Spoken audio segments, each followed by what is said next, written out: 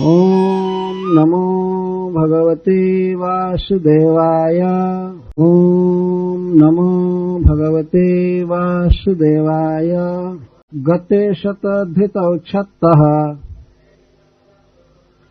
कर्दमस्तेन चोदितः जथोदितं स्वदोहित्रिः प्रादाद् विश्वसृजां ततः।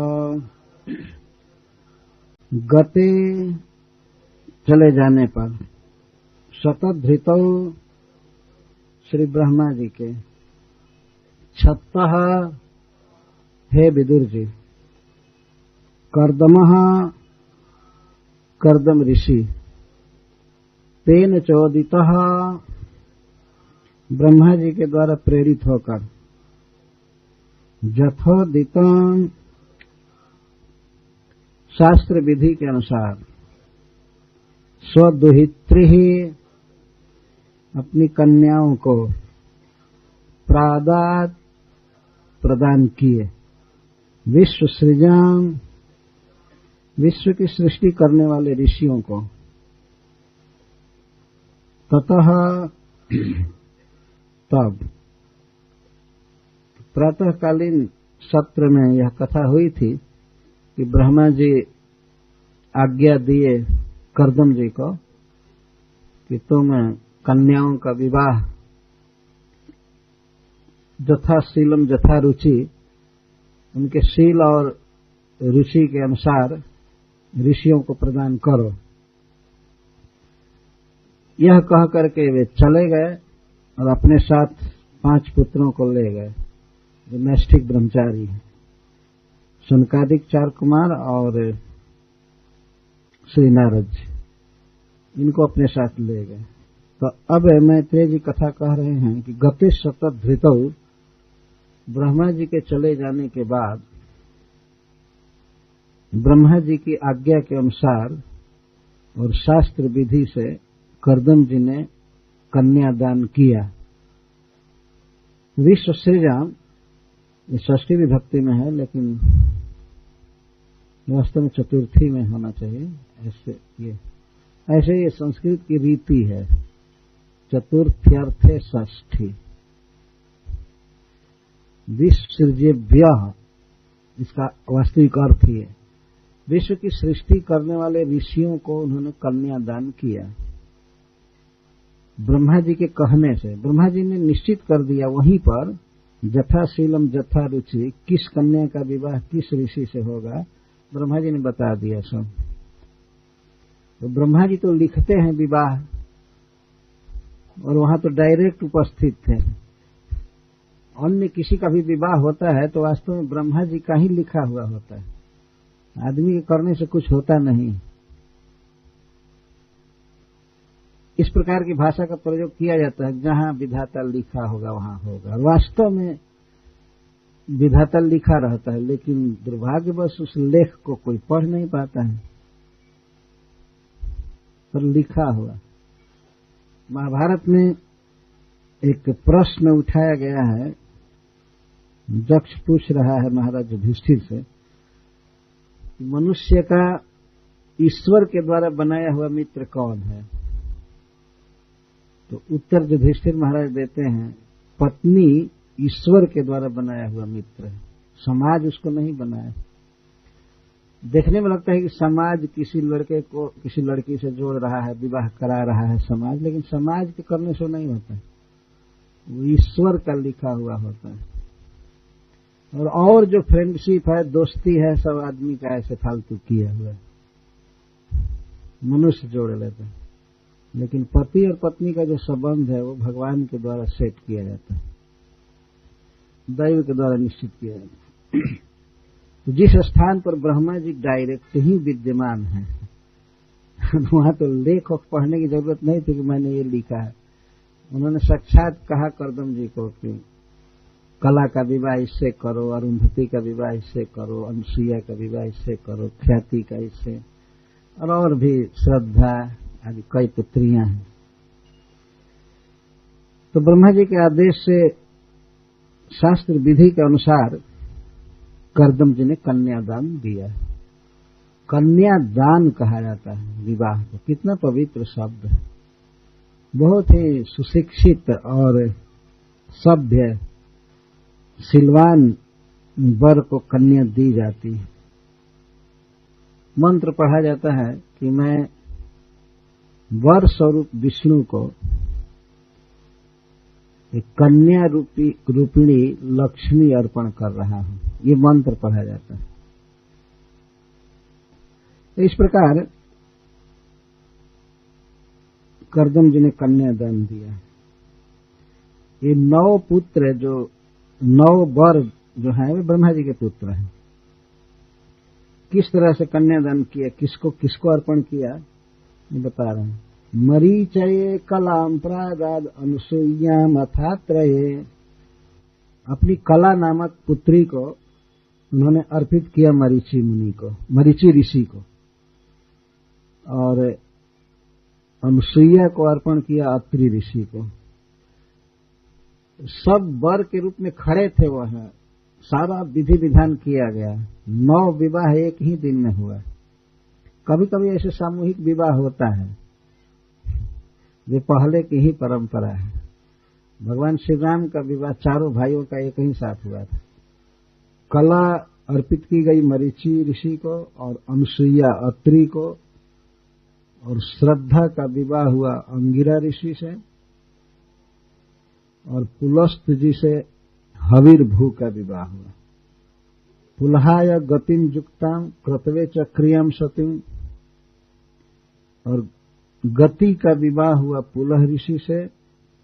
बहुत युक्त, बहुत योग्य लड़की थी।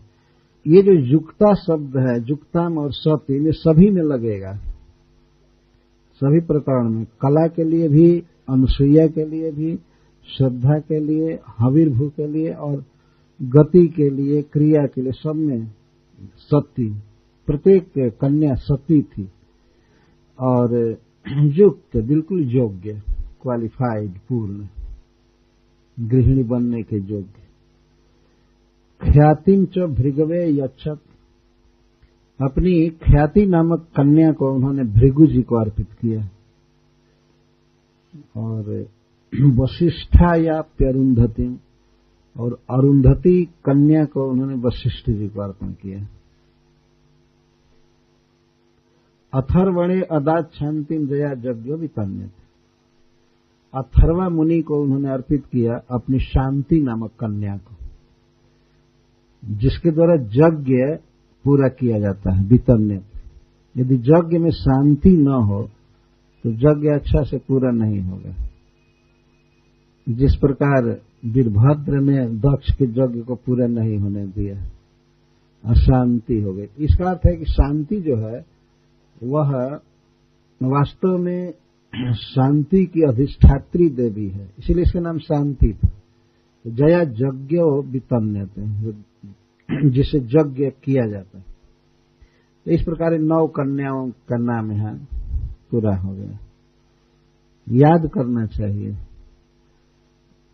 ये बहुत पवित्र नाम है। इनको बोलने से, स्मरण करने से व्यक्ति के पाप कटते हैं। इतनी पवित्र कन्याएं हैं, इनका नाम याद रखना चाहिए।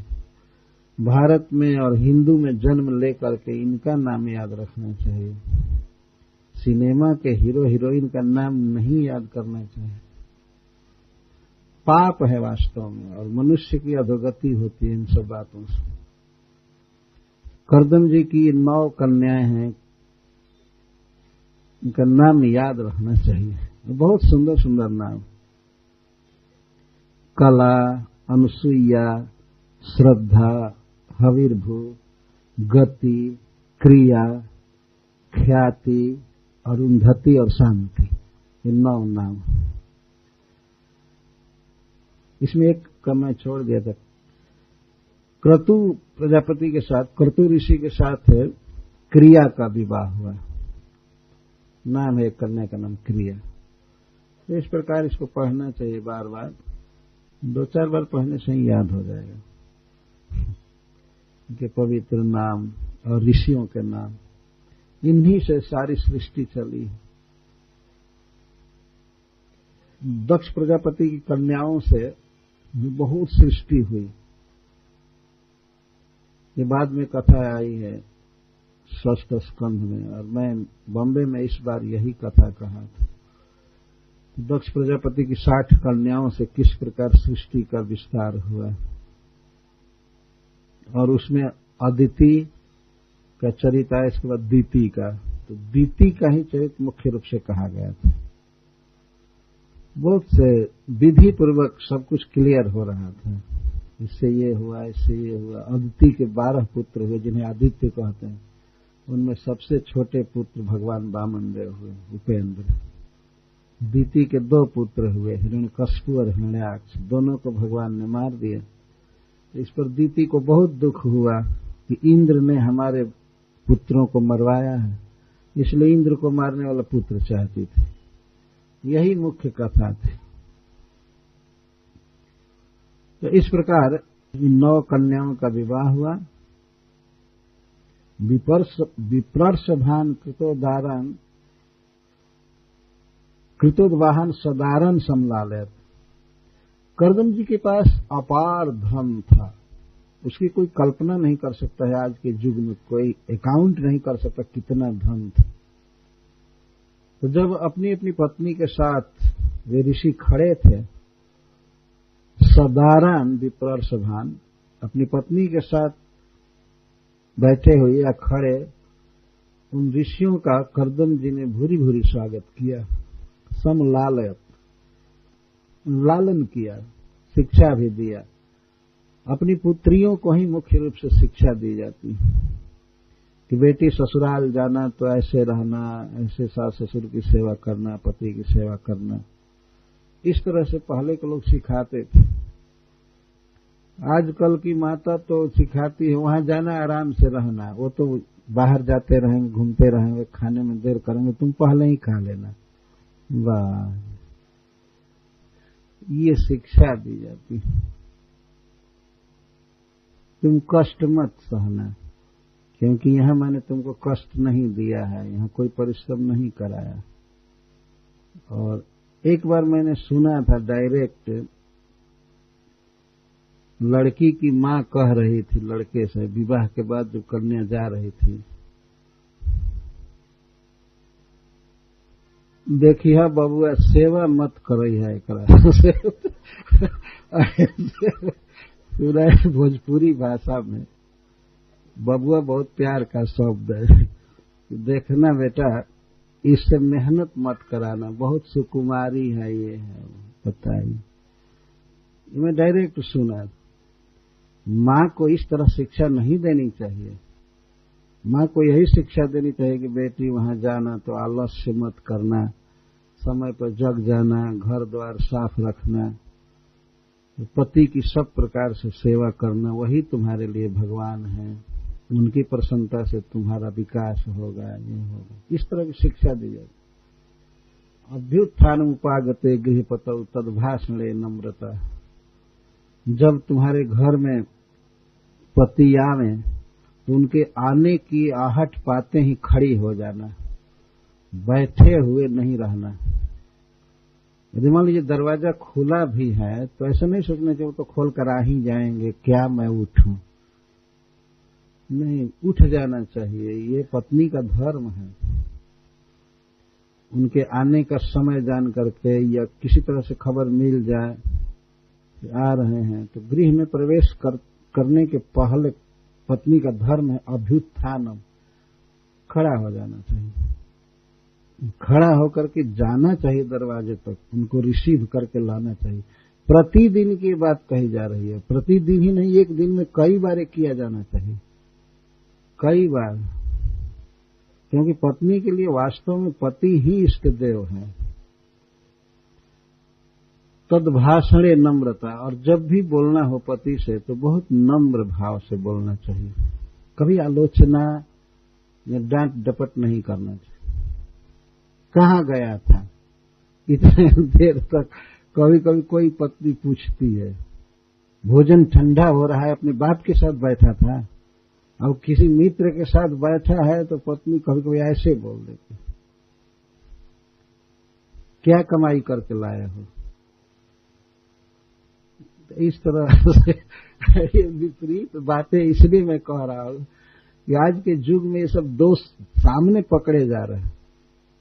तद्भाषणे नम्रता, पति के साथ बात करने में बिल्कुल नम्र भाव से बात करना चाहिए, और जब देखना हो तो अधिक से अधिक पति के पैर पर ही दृष्टि रखनी चाहिए। इतना ढीठ नहीं होना चाहिए कि उनके आंख से आंख मिलाकर सामने देखते रहे। देखना चाहिए, लेकिन ज्यादातर उनके पादावनत दृष्टि, पैर के पास दृष्टि रहनी चाहिए। और घर में आते ही उनके लिए पहले जल देना, कुछ खाने को पूछना, भले वो खाएं या ना खाएं, भले पिए या ना पिए, लेकिन ये पूछना चाहिए। और बैठने के लिए कहना चाहिए, इस श्लोक में बताया गया। तो प्रश्न होता है क्या कुर्सी या बेंच रखा हुआ है, नहीं रखा हुआ है जिस पर वो बैठ जाए? रोज तो बैठते ही है, कहने की क्या आवश्यकता है? ये फिर भी कहना चाहिए। बिछौने को झाड़ करके या कुर्सी को पोंछ करके कहना चाहिए बैठिए बैठिए। ये स्वाभाविक है। और उन्हें भोजन करा करके उसके बाद खाना चाहिए। ऐसा नहीं कि उनके थाली में ही बैठ गई, क्योंकि बराबर का संबंध है, समान संबंध है। आजकल के ऐसे पति भी हैं कि वे चाहते हैं कि ये भी साथ में खाए, बल्कि इसका जूठा खाऊंगा तो महाप्रसाद से भी ज्यादा मेरे लिए। इस तरह के हिंजड़ा लोग हो गए। ऐसा नहीं करना चाहिए। पत्नी को कभी स्वीकार नहीं करना चाहिए कि मेरा जूठा आप खाइए। सीखने की बात है, वैदिक संस्कृति। कर्दम जी और देवहूति अपनी पुत्रियों को शिक्षा दे रहे हैं कि तुम जा रही हो, पति के साथ ही जीवन बिताना है, तो वहां किस तरह से रहना, किस तरह बोलना, खाना पीना। और पति के सोने के बाद सोना चाहिए, शास्त्र बताता है। वो सो जाएं तो उसके बाद उनका चरण संवाहन करना, उनकी पंखा झलना, और बिल्कुल नींद में हो जाएं तब सोना चाहिए। और उनके उठने के पहले उठ जाना चाहिए, जग जाना चाहिए। ये शास्त्र बताता है पति के जगने के पहले जग जाना चाहिए। कि पति जगेंगे तो उन्हें जल की आवश्यकता होगी और भी वस्तु की आवश्यकता होगी, तो पहले जग करके और कंप्लीट स्नान वगैरह करके तैयार होकर के तब पति को जगाना चाहिए। जैसे हम लोग भगवान को जगाते हैं, नहा करके ठीक हो जाते हैं, तब इसके बाद शंख बजाते हैं, पट खोलते हैं, आरती करते हैं। इस तरह से करना चाहिए। कोई माता जी सिखा रही है अपनी पुत्री को, जब वो अपने पति के घर जा रही है, तो कभी भी क्रोध मत करना, और यदि मान करना हो, पति से रूठना हो, तो बेटी केवल इतना ही करना कि बस बोलना मत, लेकिन सेवा सब करना। उनके लिए भोजन तैयार करना, उनका कपड़ा साफ करना, घर बहारना। अगर ज्यादा मान करना जरूरी हो तो केवल 15 मिनट 10 मिनट बस बोलना नहीं। ऐसा नहीं कि गाली देना या काम नहीं करना, क्योंकि पति के लिए इतना ही बहुत बड़ा दंड है। पत्नी अगर बात न करे, न बोले, तो पति को नरक जैसी यंत्रणा होती है। बोल नहीं रही है, उसकी बात सुने बिना वो तड़प जाता है। तो यही दंड होना चाहिए पति को, थोड़ी देर बस बोले नहीं, बाकी और सेवा करनी चाहिए। एक कुलवधू के लिए ये सब नियम है, जिसका अभ्यास, जिसका ट्रेनिंग अपने माता पिता के घर में ही मिल जाता था। और ऐसी गृहिणी जब पति के पास जाती थी तो उसका जीवन भव्य होता था। दोनों के संयोग से इस लोक में भी प्रगति होती थी, धन कमाने में, घर बनाने में, और परलोक के लिए भी दोनों खूब अच्छी तरह से भगवान की भक्ति करते थे, और आगे की परंपरा के निर्वाह के लिए योग्य संतान उत्पन्न होता था।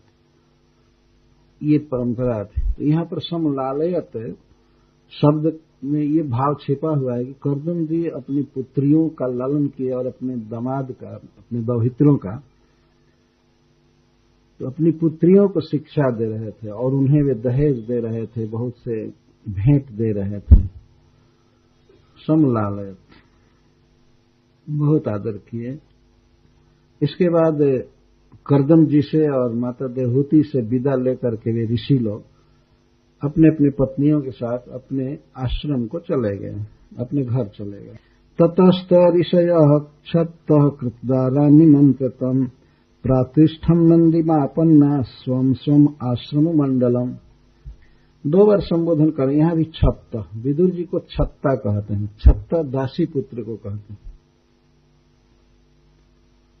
तो हे छत्ता, हे विदुर जी, आप चूंकि राज परिवार में रहे हैं इसलिए इन सब व्यवहारों को जानते हैं, यह अर्थ है। तो विवाह करने के बाद ऋषियों ने आमंत्रण किया, विदाई मांगा, विदा होने के लिए अनुज्ञा मांगा, तो कर्दम जी ने अनुज्ञा दे दिया।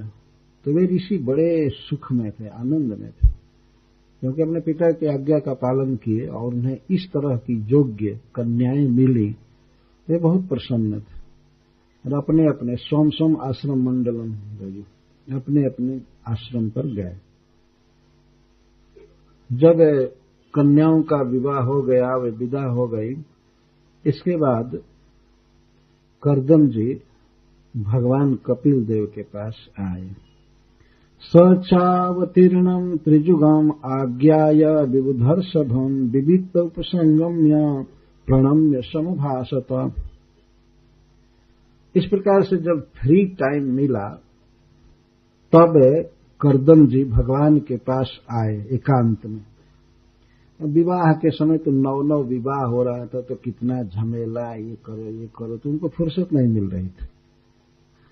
और कन्याओं के सामने कर्दम जी ये रहस्य खोलना नहीं चाहते थे कि ये साक्षात भगवान है। इसलिए विविक्ते उपसंगम्य, जब समय मिला, विवाह महोत्सव पूरा हो गया, फुर्सत मिली, अवकाश मिला, तो भगवान के पास एकांत में जा करके और इस प्रकार सुंदर भाषण करने लगे, भगवान से बातचीत करने लगे कर्दम जी। क्यों बातचीत कर रहे हैं? क्योंकि त्रिजुगम विबुधर्षभम अवतीर्णम आज्ञा है। ब्रह्मा जी ने कहा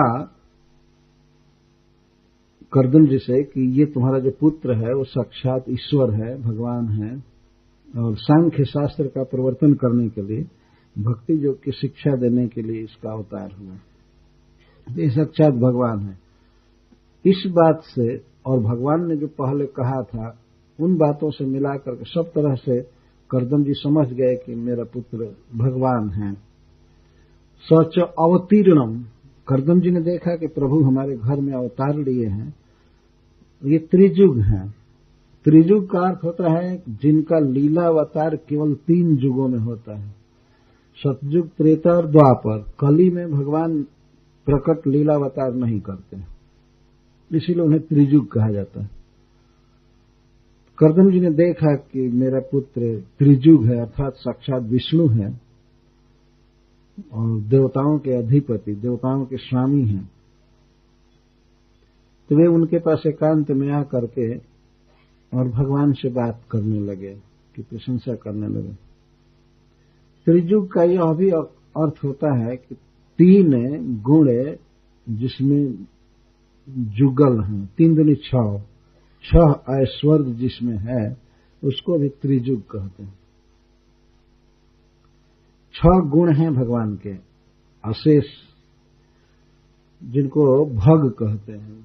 ऐश्वर्यस्य समग्रस्य वीर्यस्य जस्य श्रिय ज्ञान वैराग्योश्चैव शरणाम भग इतिंगना। शास्त्र कहता है कि ये 6 जो गिनाया गया इनको भग, और इन भग से 6 ऐश्वर्य से जो युक्त है उसको भगवान कहा जाता है, ऐश्वर्यवान। और ये सब पूर्ण मात्रा में। आगे स्वयं ही कर्दम जी कहेंगे कि भगवान में कौन कौन भग है, कौन कौन ऐश्वर्य। तो 6 ऐश्वर्यों को कभी कभी त्रिजुग कहा जाता है। 3 जोड़ा जोड़ा तो 6 हो ही गए। त्रिजुग मतलब त्रिजुगल, 6 ऐश्वर्य। तो प्रभु को पहचान करके एकांत में करदम जी स्तुति करने लगे, बात करने लगे। अहो पापच्यमानानां निरये स्वैरमंगलैः कालेन भूयसा नूनं प्रसीदन्ति देवताः। सर्वप्रथम भगवान की कृपा का वर्णन कर रहे हैं, दया का वर्णन कर रहे हैं। जब किसी के दुख को देख करके चित्त पिघल जाता है, वो व्यक्ति उस दुखी के दुख को दूर करना चाहता है, तो उसके इस मनोभाव को कृपा या दया कहा गया। ये करुणा कहते हैं इसको। भगवान में पूर्ण करुणा है, कृपा है, क्योंकि वो कृपामय है। यदि पूछा जाए कि भगवान किस चीज से बने हैं, तो वास्तव में तो प्रश्न ही गलत है। भगवान बने नहीं हैं, लेकिन ये कहा जाए कि भगवान के श्री विग्रह में क्या चीज है, तो 2 ही चीज है उनके, एक तो आनंद और दूसरी कृपा। 2 चीज से भगवान बने हुए। प्रभु मूर्ति कृपामयी। जीवों के दुख को मिटाने की सहज प्रवृत्ति भगवान में है, सहज प्रवृत्ति। और दूसरे देवताओं में है प्रवृत्ति, लेकिन देवता लोग कृपा करते हैं तो बहुत दुख भोगने के बाद कृपा करते हैं। कर्दम जी कहते अहो पापच्यमानानां निरय स्वैर मंगलैः। निरय संसार है, इस संसार में अपने ही कर्मों के कारण सभी जीव पापच्यमान हैं, अतिशय जल रहे हैं। भृशम दह्यमानानां। पच्यमान, पच्यमान का अर्थ होता है जो जल रहे हैं और उबाले जा रहे हैं कड़ाही में या डायरेक्ट आग में जलाए जा रहे हैं, तो दह्यमान कहते हैं। इस संसार में प्रत्येक जीव दुखी है, जल रहा है, जल रहा है सब समय। भीतर से कामनाओं की आग लगी हुई है, हमको ये चाहिए वो चाहिए और कुछ मिलता नहीं है, तो इसलिए भी जलन होती है। और कई प्रकार का भय, शोक, मोह मन में समाया है, तो प्रत्येक व्यक्ति दुखी है। ऐसे दुखी जीवों पर कालेन भूयसा प्रसीदन्ति है देवता। देवता लोग बहुत काल के बाद प्रसन्न होते हैं। कभी कभी देवता लोग भगवान से प्रार्थना करते हैं कि हे प्रभु, इस संसार में जीव बहुत दुखी हैं, आप अवतार लीजिए। लेकिन देवता लोग बहुत देर करके भगवान से प्रार्थना करते हैं, बहुत काल तक दुख भोगते रहते हैं, तो कभी कभी वो लोग विनय करते हैं। कालीन भूयसा, भूयसा का अर्थ बहुत काल तक दुख भोगने के बाद तब देवता कृपा करते हैं। ऐसे भी देवताओं का स्वभाव होता है, जब कोई बहुत कष्ट सहे तब देवता प्रसन्न होते हैं। कभी कभी देवता लोग भगवान से प्रार्थना करते हैं कि हे प्रभु, इस संसार में जीव बहुत दुखी हैं, आप अवतार लीजिए। लेकिन देवता लोग बहुत देर करके भगवान से प्रार्थना करते हैं, बहुत काल तक दुख भोगते रहते हैं, तो कभी कभी वो लोग विनय करते हैं। कालीन भूयसा, भूयसा का अर्थ बहुत काल तक दुख भोगने के बाद तब देवता कृपा करते हैं। ऐसे भी देवताओं का स्वभाव होता है, जब कोई बहुत कष्ट सहे तब देवता प्रसन्न होते हैं। ये भगवान ऐसे नहीं है, भगवान तुरंत कृपा करते हैं। देवता लोग देखते रहते हैं कि इस संसार में जीव सब दुखी हैं, शोक में हैं, लेकिन वो कुछ कृपा करते नहीं है, देर के बाद कृपा करते हैं। भगवान तत्काल कृपा करते हैं और नाम मात्र की भेंट लेकर के प्रभु कृपा करते हैं। देवताओं का स्वभाव है कि ये लोग बहुत ज्यादा लेकर के थोड़ी कृपा करते हैं। एक जगह कहा गया है कि देवता बेल फल के बराबर लेते हैं तो सरसों के दाना के बराबर देते हैं। ये देवताओं का यह हिसाब है अपने भक्तों के साथ। जैसे कहा जाता है शिव जी ने रावण को लंका का राज दिया, और कैसे दिया? जो संपत्ति शिव राम नहीं दीन दिए 10 माथ। जब वो अपना 10 मस्तक काट करके शिव जी को अर्पण किया, तब शिव जी लंका का राज दिए। और विभीषण जी केवल एक मस्तक को भी केवल झुका दिए राम के सामने, तो राम ने उनको राज दे दिया लंका। तो केवल प्रणाम करने से राज दे दिया। भगवान राम ने पहला संबोधन यही किया, कहु लंकेश सहित परिवारा कुशल कुठाहर वास तुम्हारा। हे लंकेश, बताओ अपने परिवार की कुशल, तुम तो बहुत खराब जगह पर रह रहे हो। भगवान ये पूछे, लंका निश्चर निकर निवासा यहाँ कहा सज्जन कर वास। हनुमान जी जब गए थे लंका में, तो उस समय विभीषण जी कहते हैं यहाँ तो केवल राक्षस रहते हैं, यहाँ हनुमान जी सोचते हैं कि यहाँ सज्जन का निवास कैसे हो सकता है, इस कसाई टोला में कैसे कोई सज्जन रह सकता है। लंका में जहाँ सब मांस खाते थे, शराब पीते थे, व्यभिचारी थे, दुष्ट थे। विभीषण जी राम राम भोर में लिए, तब हनुमान जी सोचने लगे ये कहाँ से सज्जन आ गया, तो भोर में कीर्तन कर रहा है। शाम को तो दिखाने के लिए भी कीर्तन किया जा सकता है, लेकिन मंगला आरती में तो सही भाव से कीर्तन होता है ना। असली मंगला आरती ही पहचान है। तो हनुमान जी घूम रहे थे तो समझ गए कि साधु। तो जो भी हो, भगवान इतने कृतज्ञ होते, इतने कृपालु हैं। यहाँ उदाहरण दिया गया कि शिव जी ने रावण को लंका की संपत्ति दिया माथा काट करके चढ़ाने के बाद, पर भगवान विभीषण जी को वही संपत्ति दे दिए केवल मस्तक झुकाने से, प्रणाम करना। यह अंतर, कितना दुख सहा रावण, तब जाकर के शिव जी की कृपा है। यही बात सभी देवताओं के साथ है। लोग बेकार फेर में पड़ जाते हैं दूसरे के। विष्णु का ही भजन करना चाहिए। हरे कृष्णा कृष्णा कृष्णा हरे हरे, हरे राम राम राम हरे हरे। करदम जी कह रहे हैं कि अहो पापच्छ माना न निरय स्वैर मंगल है। निरय का अर्थ है संसार। संसार एक नरक है। यहाँ सब जीव दुख भोग रहे हैं, लेकिन दुख भोगते हुए जीवों को देखते हुए भी रात दिन देवता लोग बहुत काल के बाद कृपा करते हैं। लेकिन आप तो तत्काल कृपा करते हैं और दुख दूर कर देते हैं। बहुजन्म विपक्वेन सम्यक योग समाधिना द्रष्टुम जतन्ते विषय शून्यागारेषु जत्पदम्। किस प्रकार प्रभु सुलभ हुए हमको और कितने दुर्लभ हैं, इसको करदम जी कह रहे हैं। पहले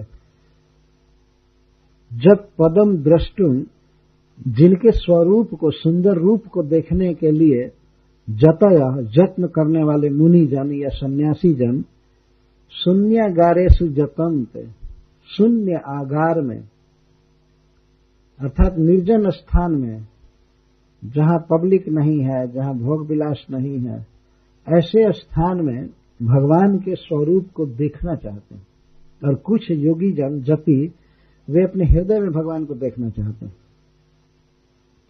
पर भगवान हृदय में तक प्रकट नहीं हो पाते हैं, और फिर सामने कहां से प्रकट। इतने दुर्लभ हैं प्रभु। बहुत जन्म विपक्वेन सम्यक योग समाधिना, जब कोई व्यक्ति बहुत बहुत जन्मों तक साधना करता है, भटकता है, तब वह सम्यक योग में आता है। बहुनाम जन्म नाम अंते ज्ञानवान माम प्रपद्यते।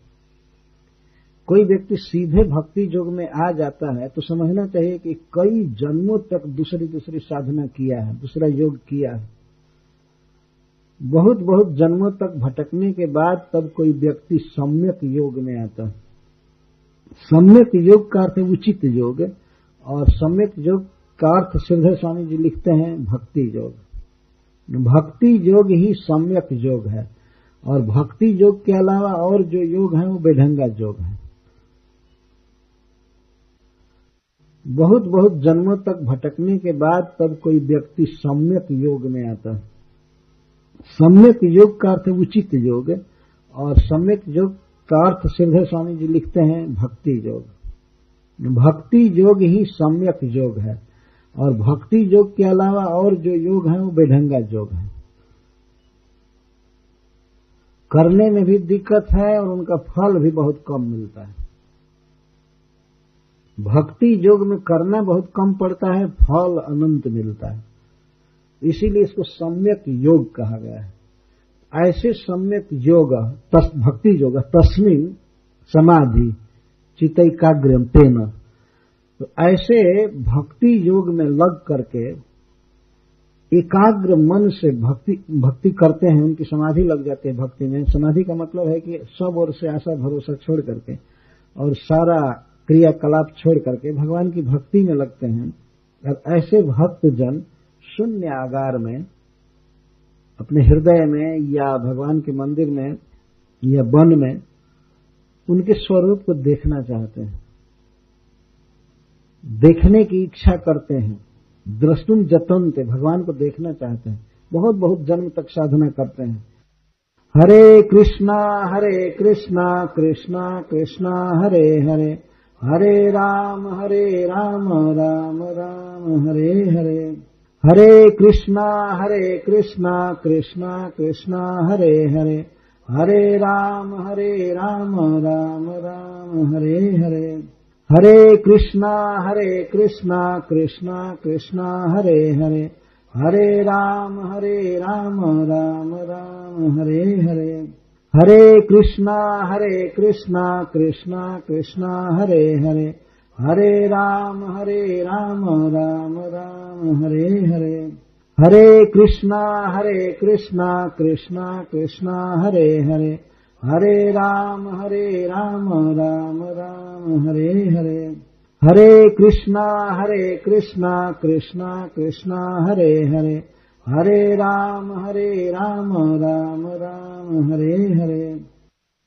आनाम पक्ष पोषण, बताइए जो व्यक्ति विषय भोग में लगा हुआ है, स्त्री संग में है, खान पान आराम में है, घूम रहा है, भ्रमण कर रहा है वायुयान में, और उसके घर में भगवान अवतार ले, और जो सारे भोगों को छोड़ करके ऐश आराम को भगवान को देखना चाहते हैं, उनको भी कभी कभी भगवान का दर्शन नहीं हो पाता।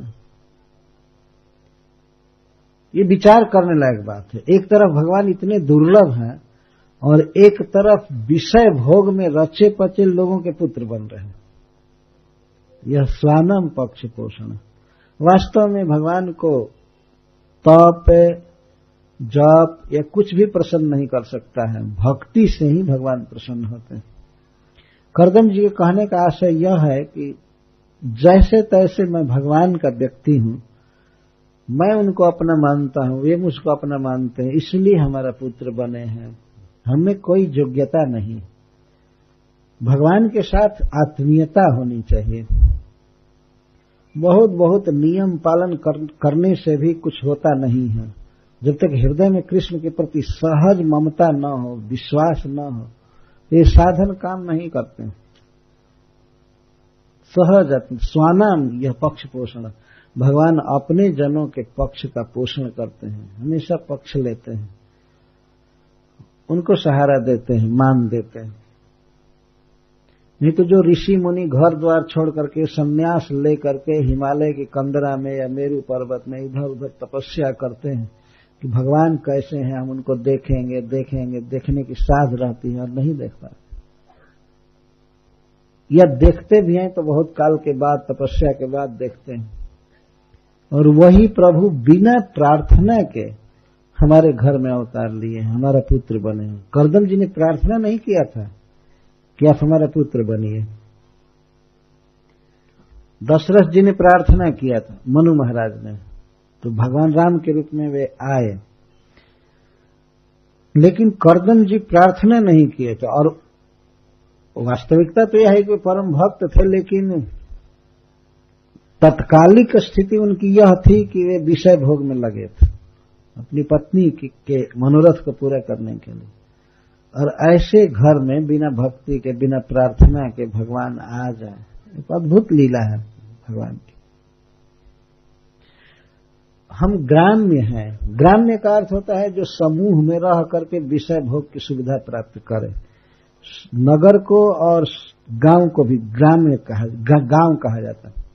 मनुष्यों का कुछ समाज है, संघ है, परिवार है, तो मिल करके इंद्रिय तृप्ति में एक दूसरे का हेल्प करते हैं। ग्राम्य का ही मतलब है विषय भोग के लिए ये सब सारा समाज है। कोई कारखाना खोलकर कुछ बना रहा है, कोई कुछ बना रहा है, कोई भोग रहा है, कोई बेच रहा है। ये है ग्राम्य समाज, विषय भोग।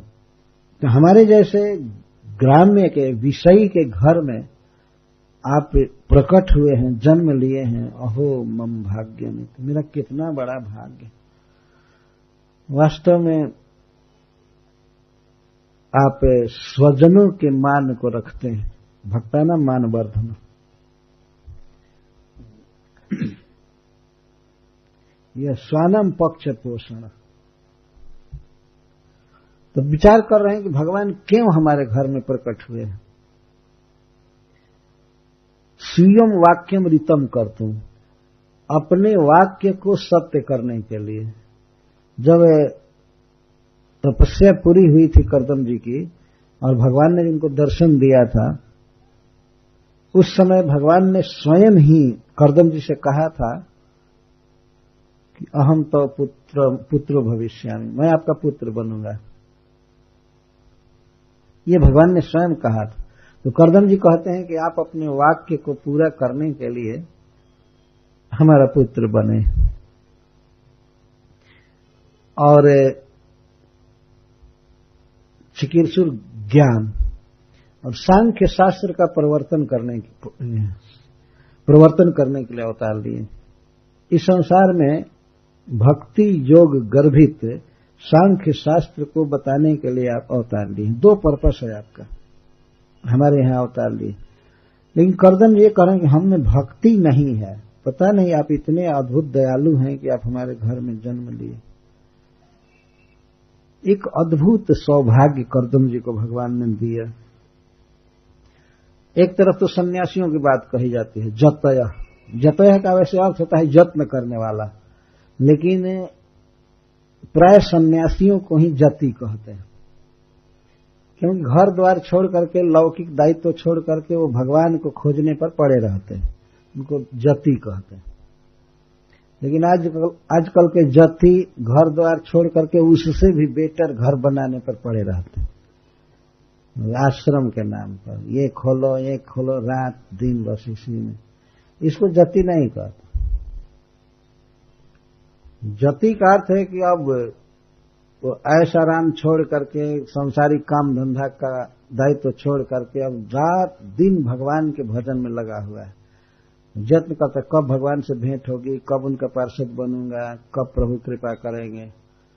उसे नींद नहीं सुहाती है, उसे भोजन अच्छा नहीं लगता है, संसार की बातें बिल्कुल अच्छी नहीं लगती, तो उसको जति कहा गया। पर ऐसे जति जो जत्न करते हैं उनको प्रभु दर्शन देते हैं। लेकिन हम तो कोई जत्न नहीं किए, हम तो विषय भोग में रचे पचे थे। तो हमारे द्वारा एक प्रकार से भगवान का बहुत बड़ा तिरस्कार होगा, बहुत बड़ी उपेक्षा है। लेकिन प्रभु अपनी उपेक्षा को कुछ भी नहीं गिने, नगणय्य अगणित्वा, कुछ भी नहीं गिने। भगवान ने मन में लाया भी नहीं कि ये दोनों विषयी हो गए और विषय भोग में रचे पचे हैं। भगवान पुत्र बन रहे हैं, सन्यासी को दर्शन नहीं दे रहे हैं, और गृहस्थ के यहां डायरेक्ट पुत्र बन रहे हैं। अंततः भगवान को प्रसन्न किया जा सकता है भक्ति से और साधनों से नहीं। और भक्ति का अर्थ है कि भगवान के प्रति प्रेम होना चाहिए। कर्दम जी के मन में भगवान के प्रति प्रेम था, सहज विश्वास था। इसीलिए तो भगवान उनको अपना पिताश्री बनाए। कर्दम जी के घर में भगवान आए हैं तो कर्दम जी तुलना कर रहे हैं बड़े बड़े सन्यासियों से, योगियों से, और अपनी स्थिति से। कहाँ किसी सन्यासी के घर में प्रभु इस तरह से आए, बेटा तो बन ही नहीं सकते तो सन्यासी का पुत्र तो बन ही नहीं सकते ये बहुत बड़ा घाटा है। गृहस्थों के लिए बहुत बड़ा लाभ है कि भगवान को अपने पुत्र रूप में पा सकते हैं। और यदि डायरेक्ट जन्म न ले भगवान तो ऐसे भी उनको पुत्र मान करके उनकी सेवा कर सकते हैं। गोद ले लेना चाहिए कृष्ण को, जैसे मां यशोदा सेवा करती है वैसे उनकी सेवा करनी चाहिए। घर में वो रहते भी, लाला जी रहते हैं, गोपाल जी, उनको खिलाना पिलाना, नहलाना, स्नान कराना, ये सब करते रहना चाहिए। जीवन में भगवान के साथ प्रीति का संबंध हो जाता है। और जब बड़े हो जाए इस भावना से तो उनका किसी गोपी से विवाह करा देना चाहिए। ऐसा होता है ब्रज में, वृंदावन में। कई ऐसे भक्त हैं जो अपने को गार्जियन मान करके राधा रानी और कृष्ण को अपना पुत्र और पुत्र वधू मानते हैं। बहुत प्रसिद्ध मंदिर है राधा वल्लभ जी का मंदिर, उसमें पहले एक माता जी थी, वे इसी भाव से भगवान की उपासना करती थी। तो भाव तो कुछ भी स्थापित किया जा सकता है, तो ही मोहि नाते अनेक मानिए जो भाव है। भगवान के साथ हम लोगों का सब संबंध है। उनको स्वामी मान सकते हैं और अपने को दास मान सकते हैं, उनको अपना प्रियतम पति मान सकते हैं, अपने को पत्नी मान सकते हैं, प्रेयसी मान सकते हैं, और भगवान को अपना पुत्र मान सकते हैं, मित्र मान सकते हैं। सारा संबंध है। गोस्वामी तुलसीदास जी विनय पत्रिका में लिखते हैं कि तो ही मोहि नाते अनेक मानिए जो भाव है। हे प्रभु, हमारे साथ आपका बहुत संबंध है, आपको जो अच्छा लगे वही आप मानिए हमको, पर जैसे तैसे मैं आपकी चरण सेवा में रहना चाहता हूं। वास्तव में जीव के तरफ से चुनाव होता है कि भगवान को क्या मानेगा, मित्र मानेगा कि अपना स्वामी मानेगा कि पति मानेगा या पुत्र मानेगा, जीव के तरफ से है। लेकिन तुलसीदास जी कहते हैं कि हम क्या माने, आपको जो अच्छा लगे वही हमको मान लीजिए। अगर मैं सेवक, आपका भाव है कि तुलसी सेवक है तो सेवक मानिए, मैं जो आप मानना चाहे मानिए, किसी तरह हमको अपने परिवार का बना लीजिए, आपका मैं होना चाहता हूं। ज्यों त्यों तुलसी कृपालु चरण शरण पावे, जैसे भी हो मैं आपका बनना चाहता हूं, जो भी आपको अच्छा लगता है वही मानिए हमको। यह भी एक प्रार्थना की अद्भुत कुशलता है। तो भगवान तो हैं सबके, तो इस प्रकार भगवान के साथ जब संबंध मान लेता है जीव तो भगवान सुलभ हो जाते हैं। तस्याहं सुलभः पार्थ नित्य युक्तस्य योगिनः, मैं उसके लिए सुलभ हो जाता। और इस तरह अपने आप पुत्र के रूप में भगवान सुलभ हो, यह तो भगवान का बहुत बड़ा दान हुआ भक्त के प्रति। आत्मीयता होनी चाहिए। जैसे मां यशोदा का भाव है, देवकी का भाव है, वसुदेव जी का, नंद महाराज का भाव है, कृष्ण मेरा पुत्र है, पुत्र है, पुत्र है। तब भगवान पुत्र के रूप में मिलेंगे ना, नहीं शुरू से ही यही सीखे हो कि भगवान निराकार है, निराकार है, तो जीवन भर निराकार ही रहेंगे, जब भेंट होगी ही नहीं। जब यही धारणा मन में बांधे हो कि भगवान का कोई रूप नहीं है और भगवान से बात नहीं हो सकती है, भेंट नहीं हो सकती है, तो सचमुच भगवान भेंट नहीं करते हैं। जब भाव ही नहीं है तो क्या भेंट करेंगे। तो भगवान सामने रहते हैं श्री विग्रह के रूप में, उनको देख करके भी बात समझ में नहीं आती। श्रील प्रभुपाद जी एक बात कहते हैं, कुछ लोग देखते हैं ठाकुर जी को मंदिर में तो अपने मित्र से कहते हैं चलो चलो ये पत्थर क्या देखना है, चलो हो गया, आते हैं, प्रणाम भी नहीं करते। खैर आ गए, इतना ही काफी हुआ, लेकिन आकर कहा चलो चलो पत्थर क्या देखना है। और वही लोग, श्रील प्रभुपाद जी वर्णन करते हैं कि कलकत्ता में एक कोई स्क्वायर है जहां पर आशुतोष मुखर्जी का स्टैचू है। हमने तो देखा नहीं है वहां, लेकिन कौन सा स्क्वायर है, चौरंगी स्क्वायर है कुछ ऐसा। हाँ, तो वहां पर आशुतोष मुखर्जी का स्टैचू है। तो उनके जन्मदिन पर या 15 अगस्त को या 26 जनवरी को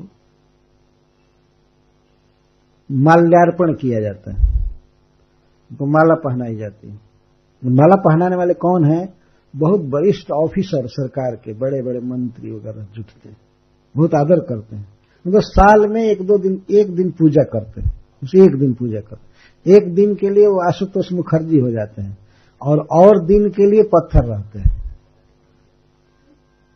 एक दिन आते हैं तो सवेरे भेज देते हैं एक सेवक को, स्वीपर को, जो म्युनिसिपल बोर्ड का बहुत कड़ा लोहे का तार का बना हुआ ब्रश लाता है और आशुतोष मुखर्जी के सिर पर जो साल भर बीट करते हैं पक्षी, वो जम जाता है तो उसको वो छुड़ाता है रगड़ रगड़। उसका भाव ये नहीं है कि मुखर्जी जी हैं, उसका भाव यह है कि पत्थर है और पक्षी हग करके सब गंदा कर दिए हैं। वो ये उसका भाव रहता है। और वो तो कोई सेवा नहीं करता, वो तो ड्यूटी करता है। उसका काम है तो खूब रगड़ रगड़ करके साफ करता है। उसके भाव थोड़े है कि आंख है, नाक है, कान है और आशुतोष जी दुख भोगेंगे ऐसा तो कुछ भाव है नहीं, तो पत्थर देख रहा है। अच्छा, जब वो साफ करता है सवेरे, दोपहर के बाद नेता लोग जुटते हैं, ऑफिसर लोग। वेस्ट बंगाल की जो सरकार है उसमें बड़े बड़े नेता मिनिस्टर सब जुटते हैं और उस दिन गुणानुवाद करते हैं खड़ा होकर के आशुतोष मुखर्जी का। इन्होंने देश के लिए यह किया वह किया और ले लेकर के माला अर्पण करते हैं। उस दिन पूछा जाए कि आशुतोष मुखर्जी की पूजा कर रहे हैं कि पत्थर की पूजा कर रहे हैं, तो क्या बताएंगे?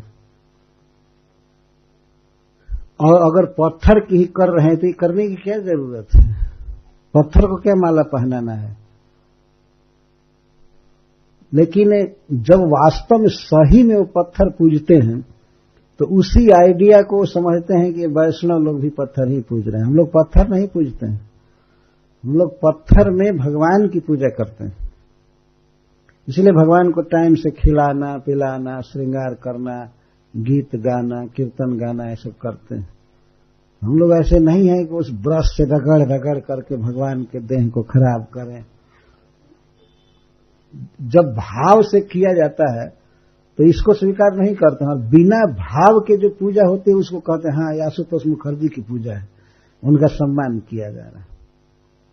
इस तरह से करते। और एक दिन पूजा करके साल भर पक्षी के बीट करने के लिए स्टैंड छोड़ देते हैं। बस पक्षी आया करके बस शौच करते रहते हैं और उस समय कोई पूजा नहीं है।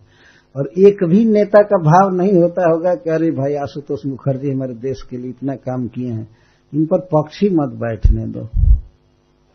एक बार की सत्य बात कह रहा हूं मैं, दिल्ली में रथ यात्रा थी और मैं गया था रथ यात्रा में। तो एक जगह पर स्वामी श्रद्धानंद या क्या नाम था ऐसा, उनका स्टैचू बनाया हुआ था, मूर्ति बनाई हुई थी।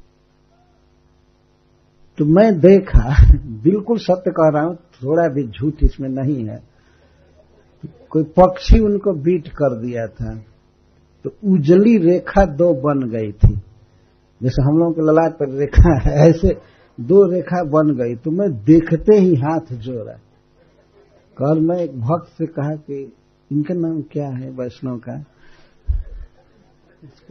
तो कहते महाराज वैष्णव नहीं है। नहीं, तिलक किए हैं। मैं कहा कि तिलक किए नहीं, अरे वो तिलक नहीं है महाराज, ये तो पक्षी बीट किए हैं तो वही लकीर बन गई। हम कहा अरे बाप रे बाप, ऐसा। तो इनके मरने के बाद इनको तिलक किया जा रहा है और पक्षी तिलक कर रहे हैं ऐसा स्पष्ट देखने लग रहा है। तो बताइए ये कोई पूजा है? और वही लोग जब भगवान के मंदिर में आते हैं तो कहते हैं ये लोग स्टैचू पूज रहे हैं, ये लोग मूर्ति पूजा करते हैं। तुम नहीं करते हो, तुम स्टैच्यू की पूजा कर रहे हो, हम लोग भगवान की पूजा करते हैं। एक बार की घटना सुना रहा हूं। मैं नैरोबी से आ रहा था बॉम्बे, तो बीच में दुबई में ट्रांजिट फ्लाइट था, तो मुझे 8 घंटा वहां रुक जाना पड़ा। ये तो अपनी बात नहीं सुनानी चाहिए, लेकिन इस सिद्धांत को पोषने वाली बात है, इसलिए सुना रहा हूं। तो दुबई में 8 घंटा मैं रुका, तो अब भगवान का नाम जपने के अलावा कोई काम ही नहीं था। मैं जप कर रहा था, तब तक नमाज का समय आया। तो नमाज के समय वहां व्यवस्था है कि काम बंद हो जाता है सब, और ऑफिसर या सवार पैसेंजर में प्रायः नमाज पढ़ने लगते हैं, बड़े नियम निष्ठ हैं। तो पढ़ रहे थे, वे लोग नमाज पढ़ रहे थे, तो मैं भी अपना नमाज पढ़ रहा था। हरे कृष्ण कृष्ण कृष्ण हरे हरे, हरे राम राम राम। वे सब लोग योगासन जैसा कर रहे थे, खड़ा होना, बैठना, कुछ पढ़ना, लेकिन मैं तो जो बैठा था तो बैठा था। तो हमको जप करते देख करके, और कुछ मैं खाया नहीं कई घंटे से। तो एक ऑफिसर जो बैठे हुए थे ऑफिस में, और मुस्लिम थे, उनको बड़ा आश्चर्य हुआ। वे हमको बुलाए अपने ऑफिस में, एक सेवक भेज करके कहे कि जरा बुला लाओ उसको। मैं जब गया, हमारी कोई श्रद्धा नहीं थी कि मैं बात करूं, लेकिन अब बुलाए तो मैं गया, बैठा है, फिर पूछे यू आर हिंदू? मैं कहा यस। वो तुरंत उत्तर दिया हाँ हिंदू। तो वो कहता है I have heard that Hindus worship stone. हमने सुना है कि हिंदू लोग पत्थर पूजते हैं। मैं कहा no this is not true, सत्य बात नहीं है, हिंदू पत्थर नहीं पूजते हैं। तो आश्चर्यचकित हो गया, कहा कि हमने तो सुना है कि हिंदू लोग पत्थर पूजते हैं। मैं कहा नहीं, मैं तो खुद हिंदू हूं, हम लोग कभी पत्थर नहीं पूजते हैं। यदि पत्थर को पूजना होता तो I am stepping so many stones are scattered all around, यहां पर इतने पत्थर बिखरे हुए हैं, उस पर तो हम आई एम स्टेपिंग ऑन देम, मैं तो उस पर पैर रख रहा हूं, पूजा कहां कर रहा हूं। देख रहे हैं ना पत्थर बिछा हुआ है और मैं चल रहा हूं उस पर जूता लगा करके, मैं कहां पूजा कर रहा हूं। तो आश्चर्य पर आश्चर्य व्यक्त करने लगा, आप ऐसी बात कर रहे हैं, हमने तो सुना है कि हिंदू लोग पत्थर पूजते हैं। तो मैं समझाया उनको कि नहीं, हिंदू पत्थर नहीं पूजते हैं, पत्थर में भगवान की पूजा करते हैं।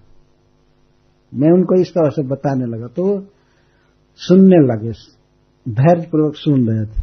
पत्थर में भगवान की पूजा करते हैं? मैं कहा हाँ, भगवान के आकार का वर्णन शास्त्रों में किया गया है कि उनकी 4 भुजाएं हैं या 2 भुजाएं हैं, बांसुरी धारण करते हैं, शंख धारण करते हैं, पीताम्बर पहनते हैं, मोर पंख लगाते हैं, सांवले रंग के हैं। ये सब भगवान का वर्णन है शास्त्रों में। तो कलाकार किसी पत्थर में या लकड़ी में भगवान की उस छवि को निखारता है, भगवान के उस रूप को प्रकट करता है, तब हिंदू भगवान की पूजा चालू करते हैं। और प्राण प्रतिष्ठा वगैरह भी होती है, मैं बताया। तो वो कहता है तो क्या अल्लाह का रूप भी है? आप कहते हो कि शास्त्र में ये रूप है, ये रूप है, तो क्या भगवान का रूप भी है? मैं कहा कि हाँ, रूप है, बहुत रूप है भगवान के। और शास्त्र में वर्णन किया, सब चिन्मय है, स्पिरिचुअल है, दिव्य है। मैं वर्णन करने लगा, तो पुनः फिर नमाज पढ़ने का टाइम आ गया। तो थोड़ी देर के लिए वो रुका और नमाज पढ़ने लगा, मैं भी महामंत्र जपने लगा।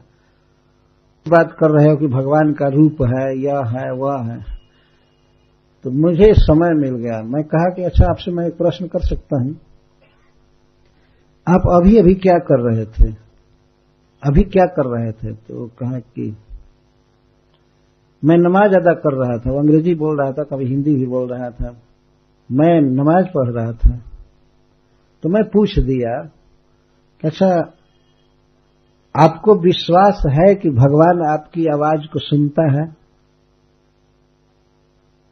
तो वो कहा कि यदि नहीं सुनेगा तो मैं क्यों बोलूंगा, सहज विश्वास है कि अल्लाह सुनता है। तुम्हें कहा सुनता है।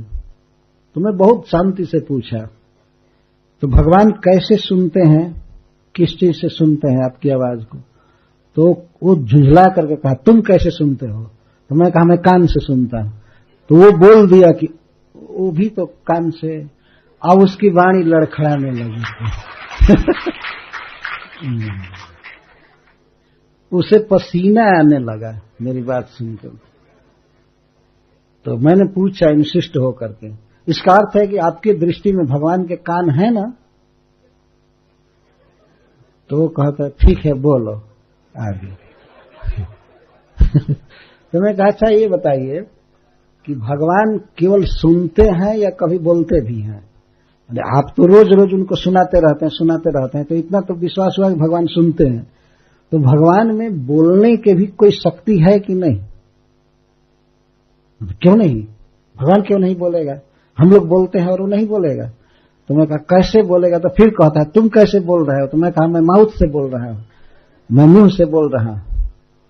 तो मैं उससे स्वीकार करा, आप बताइए भगवान को मुंह है ना? मैं कहा हाँ भाई अब तो मुंह है तभी तो बोलते हैं।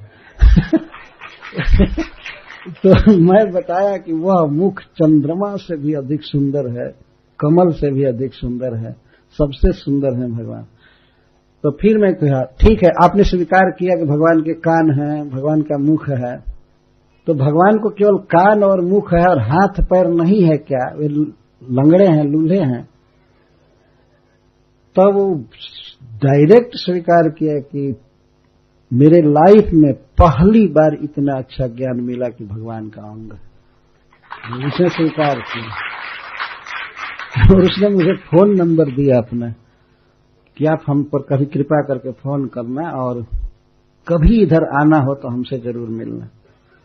मैं आज समझा, खुल करके स्वीकार किया, मैं आज समझा कि हिंदू लोग वास्तव में जो विश्वास रखते हैं वो सही विश्वास और भगवान की पूजा करते हैं।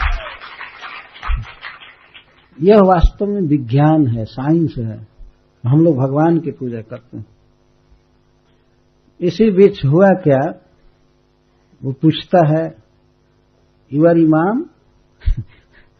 तुम इमाम हो? मैं तो पहले घबरा गया, इमाम? बाद में तुरंत मैं समझ गया। मैं कहा यस यस आई एम इमाम। इमाम का मतलब है धर्म गुरु, ये गुरु कुछ उनके शब्दों में इमाम शब्द है, हम लोगों में गुरु शब्द। मुझे समझने में थोड़ी सी देर लगी, तुरंत मैं कहा यस आई एम इमाम। इसके बाद मैं पूछा व्हाट इज टाइम?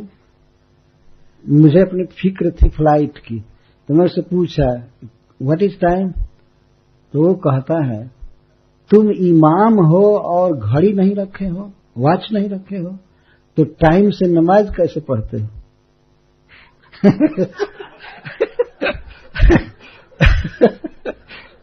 अरे हम लोगों का नमाज तो 24 घंटे चलता रहता है, उसमें टाइम की क्या जरूरत है? हरे कृष्णा कृष्णा कृष्णा हरे हरे, हरे राम राम राम हरे हरे। तो मैं कहा कि हाँ मुझे वॉच नहीं है। तो तुरंत गिफ्ट शॉप में गया और US डॉलर 50 रुपया खर्च करके घड़ी हमको दिया। वो इतना कन्विंस हो गया था। तो इस प्रकार से वास्तव में भगवान में सहज विश्वास, आत्मीयता होनी चाहिए। यह मूर्ति पूजा साइंस है। जो लोग मूर्ति पूजा का विरोध करते हैं वास्तव में मूर्ख हैं, अज्ञ हैं, समझते नहीं। और जो मूर्ति पूजा का विरोध करते हैं वो लोग भी मूर्ति रखते हैं, फोटो रखते हैं घर में। एक बार की बात है, घर में मैं गया था तो एक स्त्री जो उस घर की मालकिन थी, उसका पति भी था, वो भी थी, हमारा प्रोग्राम किए थे। तो वो पहले विरोध की कि आप लोग मूर्ति क्यों पूजते हैं। स्वामी दयानंद सरस्वती ने मूर्ति पूजा नहीं माना है, वो कहने लगी। और दयानंद सरस्वती का फोटो उसके घर में रखा हुआ था। तो मैं पूछा कि ये कौन है? तो कहती है स्वामी दयानंद सरस्वती। तो नहीं ये कागज है, पेंट है ना, ये तो स्वामी जी नहीं है ना। तब कहती आप कैसे बात करते हैं, मैं इनको प्रणाम करती हूँ, उनकी पूजा करती हूँ। तो अंततः तो तुम कागज की पूजा कर ही रही हो ना। अगर हम लोग फोटो की पूजा कर रहे हैं भगवान की मूर्ति की, तो ये कौन गलती कर रहे हैं? आखिर तो तुम कर रही हो। तो उसकी बोली चाली बंद हो गई, लेकिन इसका वो बदला चुकाना चाहती थी। कुछ देर के बाद जो हम लोग प्रसाद लेने बैठे तो वो कहती है, स्वामी जी मेरा एक प्रश्न है। पंजाबी लोग ऐसे ही बोलते हैं, प्रश्न नहीं कहते, प्रश्न है। स्वामी जी हमारा एक प्रश्न है। क्या है प्रश्न? तो ये किशन 16,000 बीबी क्यों रखा है? मेरा तो दिमाग उड़ गया कि क्या पूछ रही है। खाने बैठा हूं, सारे भक्त थे ह्यूस्टन में, अमेरिका की बात, और ऐसे पूछ रही। तो मैंने तो इग्नोर कर दिया कि जैसे मैं सुना ही नहीं, लेकिन वो इंसिस्ट थी, उसका निर्बंध था। फिर पूछी, स्वामी जी मेरे सवाल का जवाब दीजिए, ये किशन 16,000 बीबी क्यों रखा है? तो मुझे थोड़ा थोड़ा क्रोध आ गया। मैं कहा कि इसमें तुमको क्या दिक्कत है, 16,000 रखे चाहे 20,000 रखे, तुमको कोई प्रॉब्लम है? तो अब तो चकित हो गई। तुमको क्या दिक्कत है? 10-20 के लिए साड़ी भेजना, अलंकार भेजना तुम्हारे घर से जाता है क्या कि तुमको दिक्कत? तो वो तो कंफ्यूज्ड हो गई। तब तक उसका पति आया। बहुत मेल का विवाह हुआ था, दोनों ऐसे ही थे। ब्रह्मा जी बहुत अच्छी जोड़ी बैठाए थे। तो वो आकर के कहता है, स्वामी जी आप कैसी बात करते हैं, क्यों नहीं दिक्कत है? जहां 1, 2, 4 विवाह किया जाना चाहिए, 16,000 क्यों किए विवाह? वो अपने पत्नी का पक्ष लेने लगा, क्यों नहीं दिक्कत है? तो मैं कहा क्या दिक्कत है, तुमको क्या दिक्कत है? वो कह दिया इतना कि भगवान होकर के ऐसा काम करेगा, भगवान होकर के ऐसा काम करेगा। भगवान स्वीकार कर रहे थे, अगर भगवान होकर ऐसा काम करेगा। तो मैं कहा क्या गलत काम किया? अब मेरा क्रोध बहुत बढ़ गया। मैं कहा क्या गलत किया है? क्या तुम्हारे बहन को, तुम्हारे माई को, बेटी को ले गया है क्या 16,000 में? तो तुमको क्या दिक्कत है? 16,000 में कोई तुम्हारी बेटी है, बहन है, तुम्हारी माई है क्या उसमें? तुमको क्या दिक्कत है? तब लोगों ने कहा अरे बस बंद करो, बैठो बैठो, बहुत प्रश्न करने वाला हो गया। तो इसके बाद शांत हो गया। मूर्ख कहीं के। 16,000 स्त्रियों के साथ भगवान 16,000 रूप बना करके रहते थे, और उन स्त्रियों में कभी कलह नहीं हुआ, सब कंप्लीट व्यवस्था थी भगवान की। भागवत जो लोग पढ़ते हैं समझते हैं, जब जाने ही नहीं कुछ भी तो प्रश्न इस तरह का पटांग करना। जान लेना चाहिए किसी बात को ठीक से, तब पूछना चाहिए। तो आज भी जब मैं ह्यूस्टन जाता हूं तो स्त्री आती है, लेकिन अब कोई प्रश्न नहीं करती है। तो उसने क्या कहा था, बड़ा खतरनाक स्वामी। उनको कहा गया कि खतरनाक स्वामी नहीं है, खतरनाक तुम्हारा प्रश्न था, इस तरह से कभी मत पूछना। तो इस प्रकार भगवान के रूप में सहज श्रद्धा होनी चाहिए, सहज विश्वास, और भगवान की लीला में दोष दृष्टि नहीं होनी चाहिए। जो कुछ करते हैं वास्तव में लोकहित के लिए करते हैं, शिक्षा देने के लिए। करदम जी भगवान के इस उदार व्यवहार से बहुत ही प्रभावित है कि प्रभु बड़े बड़े योगियों के, सन्यासियों के घर में नहीं आते हैं, उन्हें दर्शन नहीं देते हैं, और हमारे जैसे विषय भोग में लिप्त रहने वाले लोगों के पुत्र बनते हैं। भगवान का स्वभाव है। क्या कारण है कि पुत्र बने हैं? वास्तव में करदम जी चाहते थे भगवान को पुत्र रूप में, गृहस्थी उन्होंने इसीलिए स्वीकार किया ब्रह्मा जी के कहने से। उनके मन में ये भावना थी, कह नहीं सकते थे, मन में भाव था कि भगवान हमारा पुत्र बने। तो भगवान के प्रति इस तरह से प्यार की जिसे भावना है, पुत्र बनाने की, ये पति बनाने की, सखा बनाने की, भगवान क्यों नहीं बनेंगे? जे जथा माम प्रपद्यन्ते तंस तथैव भजामि। गीता में भगवान कहते हैं मुझसे जो जैसा प्रेम करता है मैं भी उसके साथ वैसा प्रेम करता हूं। यदि भगवान के लिए कोई एक कदम बढ़ता है तो भगवान उसके लिए 100 कदम बढ़ते हैं आगे। ये उनका स्वभाव है। सभी जीवों के वे पिता हैं, माँ हैं, पुत्र हैं, पति हैं, भाई हैं, सबके हैं। कोई कोई भाग्यवान जीव इस नाता को पहचान लेते हैं तो भगवान से प्रेम करते हैं।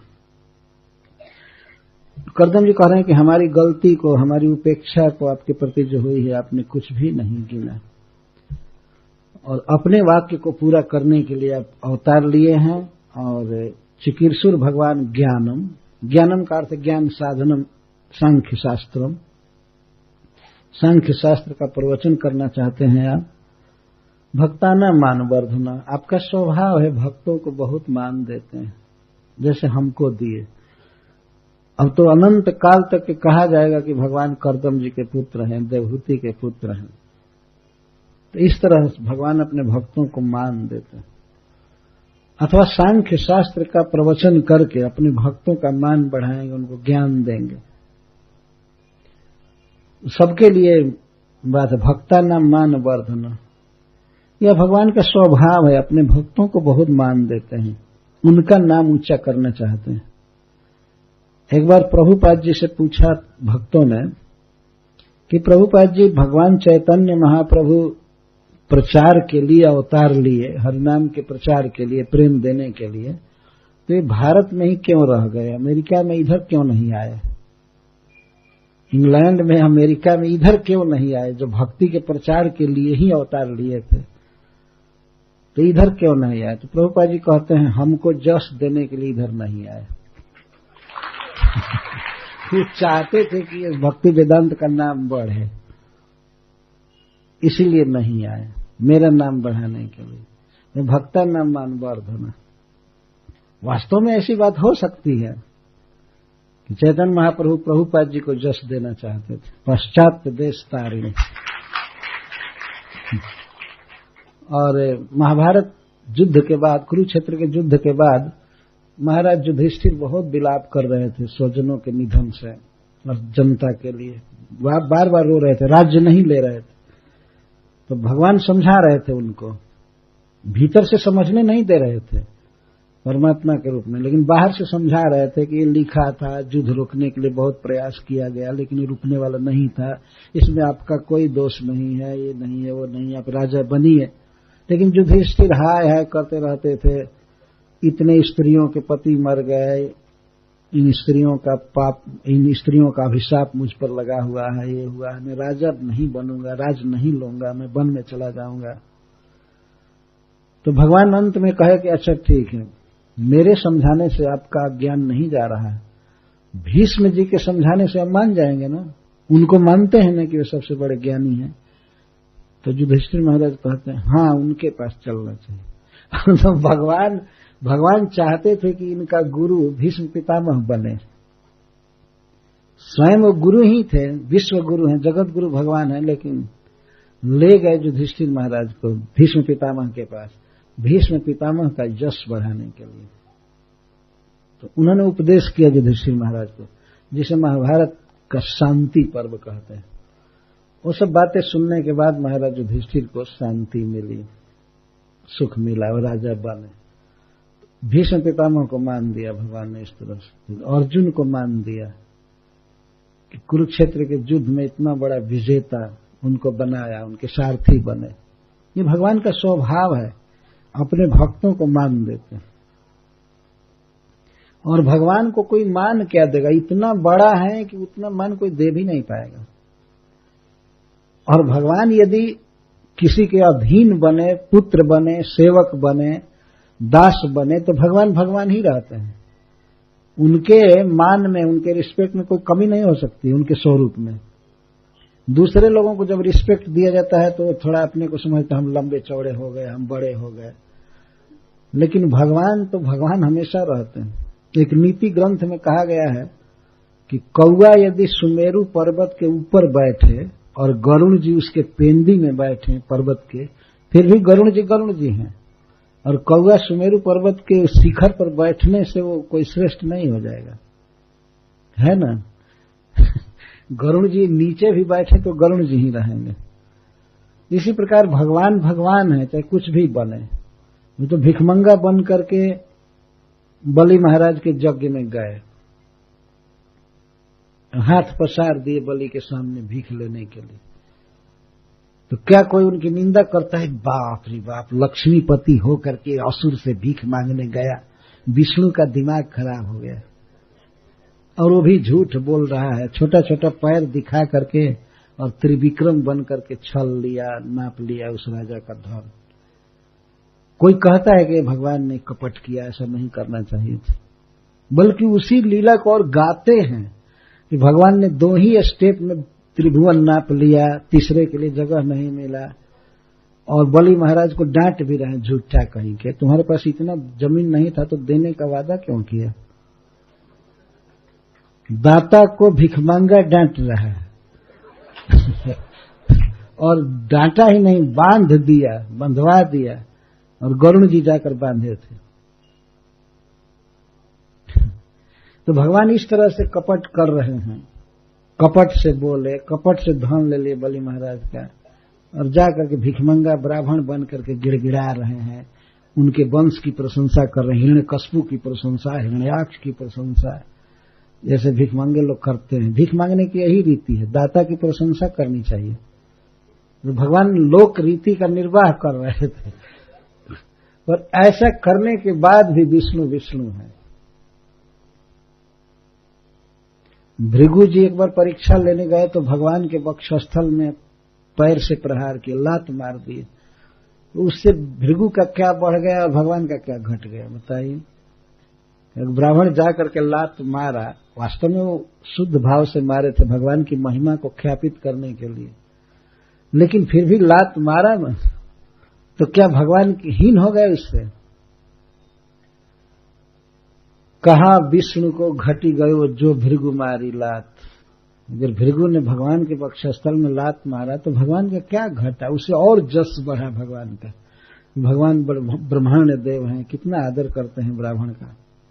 वो चरण सहलाने लगे, क्षमा मांगने लगे कि मुझे आपके आने का पता नहीं था, तो नहीं तो मैं रिसेप्शन किया होता आपका, बहुत गलती हो गई, आपके कोमल चरण में चोट लग गई होगी, मेरा छाती बहुत कठोर है, क्षमा कीजिए ब्राह्मण देवता। और इस तरह से भगवान बोले तो भगवान का जस सब जगह छाया हुआ है, कोई हीनता नहीं है। अर्जुन का ड्राइवर बन गए भगवान रथ का, तो उससे कोई हीन थोड़े होगा। और पता चलता है जब रिस्की समय आता है कि कौन सारथी है कौन क्या। जब रोने लगे अर्जुन तो उसी सारथी की शरण लिए, गुरु कह करके कि इस समय मैं आपका मित्र नहीं हूं, मैं आपका शिष्य हूं, शिष्यस्ते हम साधिमाम ताम प्रपन्न। तो भगवान चाहे सारथी का काम करें, चाहे दूत का काम करें, या नौकर का काम करें, कुछ भी करें, भगवान भगवान रहेंगे। करदम जी के यहाँ भगवान जन्म लिए हैं पुत्र के रूप में, तो यह करदम जी का प्यार था भगवान के प्रति, इसलिए बने, लेकिन भगवान में कोई हीनता नहीं आ रही। करदम जी भगवान के इस स्वभाव पर मुग्ध हैं कि हमने इतनी उपेक्षा किया फिर भी भगवान पुत्र बने। यदि रात दिन पूजा में रहते तो पुत्र बनते तो कोई बात नहीं, तो रात दिन विषय भोग में मेरू पर्वत की घाटियों में घूमना या खाना पीना गीत सुनना, और फिर भी भगवान पुत्र बन गए। यही है भगवान का सहज स्वभाव, कृपा करना जीवों पर और विशेष करके भक्तों पर। तान्येवते भी रूपाणी रूपाणी भगवंस तव जानी जानी च रोचन्ते स्वजना नाम रूपिणः। करदम जी कहते हैं, हे प्रभु, वास्तव में आप अरूपी हैं। अरूपी का अर्थ होता है जिनका प्राकृत रूप नहीं है। हम लोगों का जो शरीर है यह प्रकृति के गुणों से बना हुआ है, सत्वगुण रजोगुण और तमोगुण से, और वे तीनों गुण स्थूल बन गए हैं, पृथ्वी जल अग्नि वायु और आकाश। इसको पंच तत्व कहते हैं, 5 महाभूत हैं। भूत का अर्थ होता है उपस्थित वस्तु, और महा का अर्थ होता है बहुत बड़ा स्टॉक। ये 5 चीजें बहुत बड़ी मात्रा में बनाई गई हैं। ये पृथ्वी विशाल है, पानी विशाल है, अग्नि, वायु, आकाश सब विशाल है, इसलिए इसको महाभूत कहा जाता है। महाभूत मतलब द ग्रेट स्टॉक, बहुत बड़ा। और इसी में से थोड़ा थोड़ा लेकर के ब्रह्मा जी ने हमारा शरीर बनाया। शरीर, इसको पांच भौतिक शरीर कहते हैं। लेकिन भगवान का जो स्वरूप है वो पंच भौतिक नहीं है। प्रकृति की एक भी चीज उसमें नहीं लगी हुई है। वो केवल नख से सिख तक आत्मा है, चिन्मय है, दिव्य है। इसीलिए भगवान को अरूपी कहा जाता है और कभी कभी निराकार भी कहा जाता है। इसका यही कारण है, क्योंकि आकार का मतलब ही है प्राकृत आकार। तो भगवान का जो आकार है, जो श्री विग्रह है, उनका स्वरूप है, दिव्य है, चिन्मय है।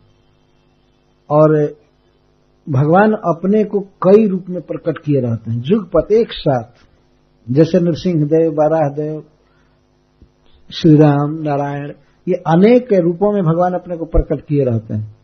तो कर्दम जी कहते हैं कि तान्यव ते भी रूपाणी रूपाणी भगवान स्तव। हे भगवान, आपके जो चतुर्भुज आदि रूप हैं वास्तव में वही अभिरूप है। अभिरूप का अर्थ है कि वही योग्य है। आपका जो चतुर्भुज आदि रूप है वही आपका उचित रूप है। लेकिन इसके साथ ही जब आप अपने को मनुष्य रूप में प्रकट करते हैं, मनुष्य का रूप धारण करते हैं, तो वह भी आपके स्वजनों को, अपने आपके भक्तों को भी बहुत प्रिय लगता है। जो मनुष्य लीला करते हैं तो वो भी बहुत रोचनते, भक्तों को बहुत प्रिय लगता है और आपको भी वो बहुत अच्छा लगता है। भगवान वैकुंठ में रहते हैं तो 4 भुजा से और विविध आयु धारण करके रहते हैं। लेकिन कभी कभी जब मनुष्य के रूप में अवतार लेते हैं तो भगवान को भी बहुत अच्छा लगता है और भक्तों को भी बहुत अच्छा लगता है। हरे कृष्णा कृष्णा कृष्णा हरे हरे, हरे राम राम राम हरे हरे। अरे मनुष्यों का आकार छोड़ दीजिए, भगवान यदि सूअर का रूप धारण करते हैं तो वह भी बहुत प्रिय लगता है। बराह देव क्या अप्रिय लगते हैं। जब बराह देव के रूप में भगवान प्रकट हुए ब्रह्मा जी की नाक से, तो सारे ऋषि आकर के जय जयकार करने लगे। और उस समय भगवान समुद्र में स्नान किए, खुद बराह देव वहां से आकर के जब अपने शरीर को वे झाड़े तो उनके केश से जल की बूंदें बहुत दूर तक गई। जहां जहां गई ऋषियों के लोक में, ब्रह्मा जी के लोक में, तो वे लोग अपने लोक को और अपने को धन्य मानने लगे कि भगवान का के श्री विग्रह का जल हम पर लगा है। भगवान सूअर के आकार में है, वो किसी भी आकार में हो, भगवान भगवान है, परम पावन है, परम पवित्र हैं, दिव्य हैं। तो इसी तरह से भगवान यदि मनुष्य के रूप में हैं तो भी वो दिव्य है स्वरूप भगवान का। वास्तव में भगवान का जो ओरिजिनल आकार है वो है द्विभुज, वेणुकर, मोर पंख पहने हुए। भगवान का यही शाश्वत असली रूप यही है मनुष्य। ऐसा नहीं कहते हैं मनुष्य के आकार में भगवान है, ये कहना चाहिए कि भगवान के आकार में मनुष्य है, ऐसा कहना ठीक होगा। यही भगवान का स्वरूप। बांसुरी बजाते हुए वृंदावन में, पीतांबर पहने हुए, मोरपंख लगाए हुए, यही भगवान का असली स्वरूप। और स्वरूप नकली नहीं है, लेकिन मूल स्वरूप यही है जिनको स्वयं भगवान कहते हैं। तो और भी समय में जब भगवान अपने को मनुष्य के रूप में प्रकट करते हैं, जैसे ऋषभ देव के रूप में या भगवान कपिल देव के रूप में, पृथु महाराज के रूप में, तो वो भी भक्तों को बहुत प्रिय लगता है और आपको भी वो पसंद पड़ता है। और खास करके भगवान कपिल देव के विषय में कह रहे हैं कि जितने भी तत्व को जानने की इच्छा रखने वाले हैं, बड़े बड़े ज्ञानी जन, वैष्णव जन, वे आपके चरण रखने की चौकी में नमस्कार करते हैं, मतलब आपकी शरण लेते हैं, सदा आपके चरण पीठ की वंदना किया करते हैं। अर्थात आपको गुरु मान करके, आपकी शरण में हो करके तत्व को, सत्य को, भक्ति को जानना चाहते हैं। और आप ऐश्वर्य, वैराग, जस, अवबोध, वीर्य और श्री से युक्त है। भगवान में पूर्ण सौंदर्य है, भगवान में पूर्ण बल है, अशेष बल, और धन, यश, ज्ञान, ये सब भगवान में अनंत अनंत रूप में है। और भगवान के अलावा और लोगों में भी है, यश है, ज्ञान है, बल है, श्री है, संपत्ति है, लेकिन बहुत अल्प मात्रा में है, बहुत अल्प मात्रा में। यदि भगवान इन सबके अनंत समुद्र के समान है, भगवान का धन, भगवान की बुद्धि, भगवान का सौंदर्य, भगवान का बल, जस जो भी है अनंत समुद्र की तरह है, और दूसरे देवताओं में और जीवों में बिल्कुल थोड़ा सा नाम मात्र का है, नाम मात्र का सीकर के बराबर भी नहीं है उस समुद्र की तुलना में। भगवान अनंत ऐश्वर्य के अधिपति, इन सब से ऐश्वर्यों से पूर्णतम, पूर्णतम का अर्थ पूर्णम अहम प्रपद्ये, ऐसे प्रभु की मैं शरण ले रहा हूं, मैं आपकी शरण में हूं। ये करदम जी प्रार्थना कर रहे हैं। करदम जी की प्रार्थना के बाद जैसे 2-3 श्लोक में प्रार्थना किए हैं, मैं कल व्याख्या करूंगा। एक बहुत प्रसिद्ध श्लोक है जिसमें भगवान के कई गुणों पर प्रकाश डाला जा रहा है। जैसे आगे वाला श्लोक है, परम प्रधानम पुरुषम महांतम कालम कविम त्रिवृतम लोकपालम आत्मानुभूत्यानुगत प्रपंचम स्वच्छंद शक्तिम कपिलम प्रपद्ये। इस श्लोक में भगवान के अप्राकृत स्वरूप के विषय में और फिर प्रकृति के कंट्रोलर के विषय में वर्णन किया गया है। इस प्राकृतिक जगत के भगवान इंचार्ज हैं, इस प्रपंच को उन्होंने उत्पन्न किया है, इसको पालते हैं, और इसके साथ वैकुंठ में वे नित्य विहार करते हैं। 2 प्रकार के लीलाओं का वर्णन किया गया है। इस विश्व से भगवान अलग नहीं है, अर्थात ऐसा नहीं कि भगवान इस दुनिया को रच करके और बस बांसुरी बजाते हुए वृंदावन में रहते हैं और यहाँ से कुछ लेना देना नहीं। रचे हैं तो वही जिला रहे हैं, खिला रहे हैं, संयम में रखते हैं, सारे नियम और सब जगह व्याप्त है। इसके साथ ही साथ ये विश्व की व्यवस्था देखते हुए भी अपने वैकुंठ धाम में वे नित्य लीलायमान, ये वृंदावन में लीलायमान, लीला करते रहते हैं। उन लीलाओं को कोई देखे तो ऐसा सोचेगा कि भगवान को इस प्राकृतिक जगत से कोई मतलब नहीं, परंतु यहाँ की व्यवस्था पर विचार करे तो देखेगा कि कण कण में भगवान व्याप्त है। परमात्मा के रूप में सभी के भीतर हैं, 5 महाभूतों के रूप में उनकी शक्ति परिणत हुई है, जीव उनकी तटस्था शक्ति है, कुछ भी भगवान से अलग नहीं है। अद्भुत व्यवस्थापक हैं भगवान। इस प्राकृतिक जगत की जो अनंत कोटि ब्रह्मांड में